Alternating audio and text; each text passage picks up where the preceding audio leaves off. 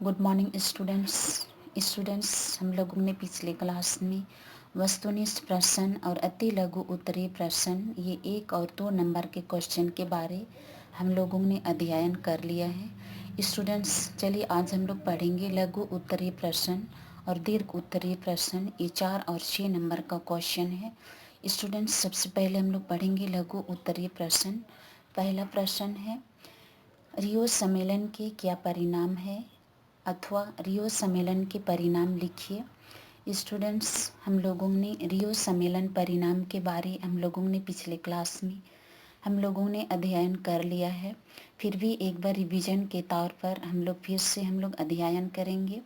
रियो सम्मेलन के परिणाम निम्नलिखित है। पहला, इस सम्मेलन में 170 देशों, स्वयंसेवी संगठनों तथा अनेक बहुराष्ट्रीय निगमों ने भाग लिया था। दूसरा, इस सम्मेलन में वैश्विक राजनीति के क्षेत्र में पर्यावरण के बढ़ते महत्व को ठोस रूप दिया गया है। तीसरा, 5 वर्ष पूर्व इस सम्मेलन में आवर कॉमन फ्यूचर नामक वाटरलाइन छपी थी। चौथा, इस सम्मेलन में यह बात सामने आई थी कि विश्व के धनी और विकसित देश तथा गरीबी और विकासशील देश पर्यावरण के अलग अलग एजेंडा के समर्थक हैं।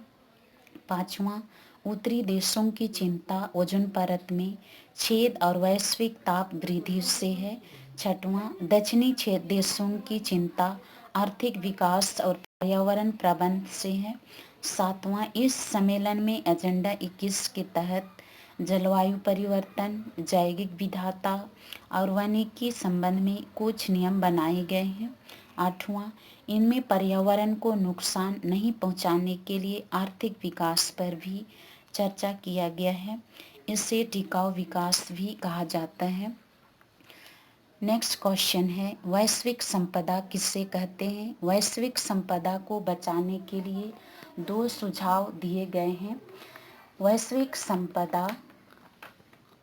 संपदा जो भी महासागर, नदियाँ, पर्वत, खनिज, अंतरिक्ष आदि जो भी धरती पर उत्पादित होता है वैश्विक संपदा के अंतर्गत आता है।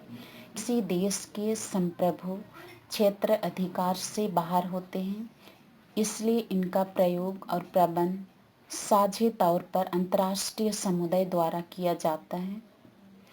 इन्हें वैश्विक संपदा के नाम से जाना जाता है। वैश्विक संपदा को बचाने के 2 महत्वपूर्ण सुझाव निम्न है। पहला सुझाव है, वैश्विक संपदा की सुरक्षा के लिए विश्व के सभी देश एक दूसरे का पूर्ण रूपेण सहयोग करें।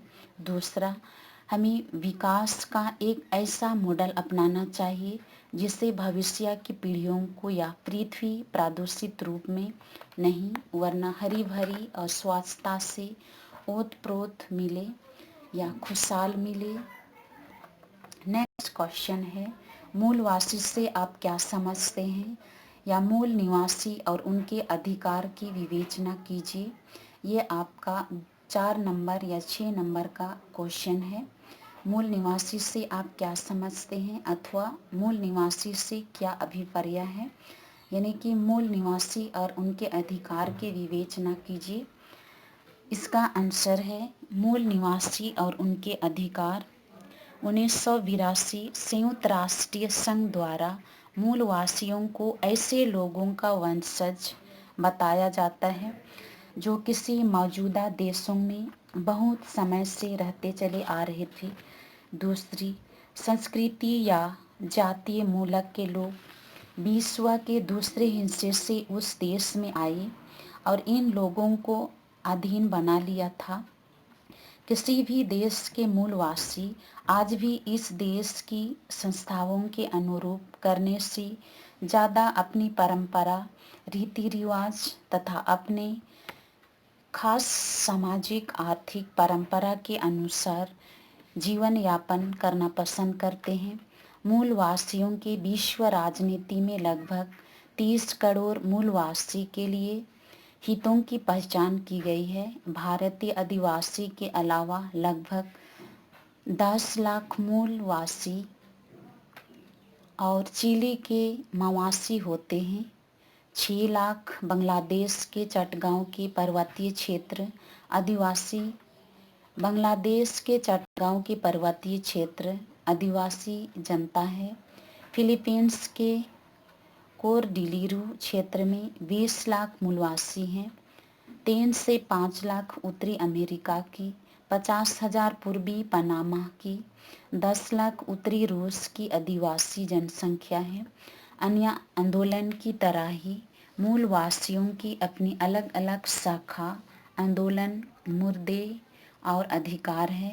मूलवासी दक्षिणी अमेरिका, अफ्रीका, दक्षिणी पूर्वी एशिया और भारत में है, जहां इन्हें आदिवासी या जनजाति कहा जाता है। भारत में मूलवासियों को आदिवासी या अनुसूचित जनजाति से जाना जाता है।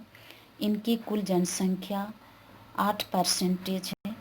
कुछ घुमंतू जनजातियों को छोड़कर अधिकांश जनजातियां अपने जीवन यापन के लिए कृषि पर निर्भर है।